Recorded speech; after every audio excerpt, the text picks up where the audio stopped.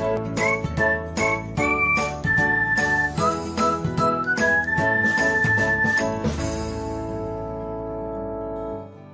everyone, welcome back to another episode of Technologyglance. Today, in this video, I'm going to guide you through how you can turn on stickers in Autocomplete on Discord. So, let's get started.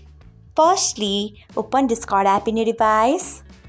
Then tap on settings icon. Next scroll until you find chat.